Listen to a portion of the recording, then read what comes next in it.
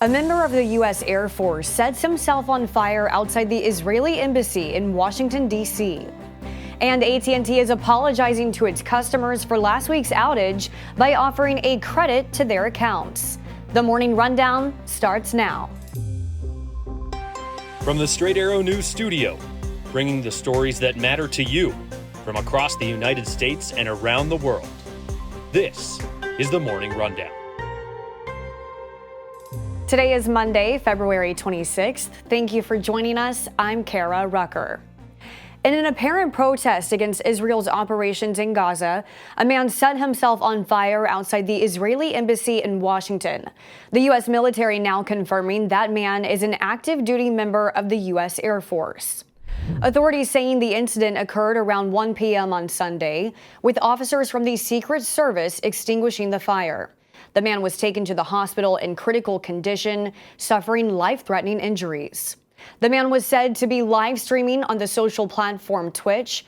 At one point in the video, which has since been taken down from the site, the man said he would no longer be complicit in genocide.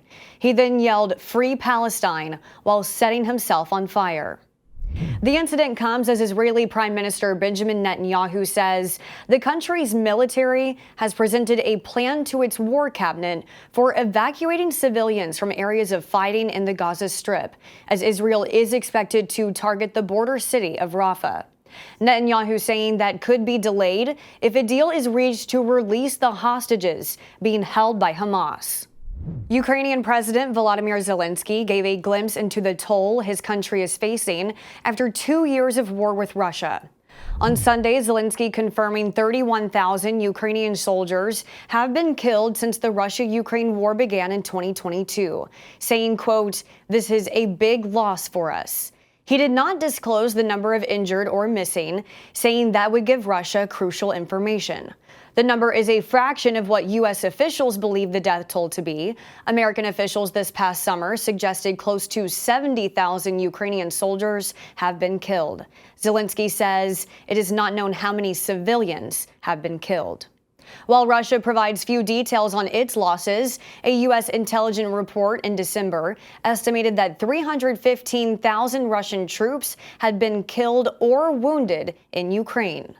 With the deadline to avert a government shutdown looming, President Biden plans to meet with congressional leaders on Tuesday at the White House. Administration officials saying the president will discuss the urgency to pass the government funding bill before the March 1st deadline. Senate Majority Leader Chuck Schumer and House Speaker Mike Johnson are among the lawmakers invited to the meeting. Biden also plans to discuss the $95 billion national security bill that passed the Senate earlier this month that would provide aid to Ukraine, Israel, and other U.S. foreign allies. Next stop in the 2024 presidential race will be Michigan's primary on Tuesday.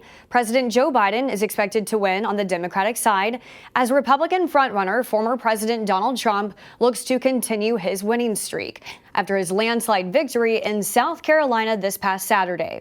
Despite losing by about 20 percentage points in her home state, Nikki Haley has vowed to stay in the race through Super Tuesday on March 5th, when more than a dozen states will hold their elections. Haley, however, is losing a mega donor in the process. A political network financed by billionaire Charles Koch announced it would continue to endorse Haley, but no longer be spending money on her campaign.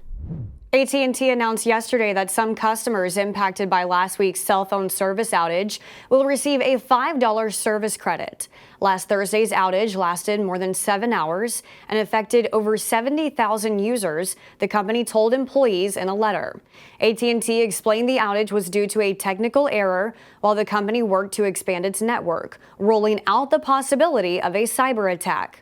The credit does not apply to AT&T Business, prepaid, or Cricket Wireless services. The $5 credit could take 2 bill cycles to take effect.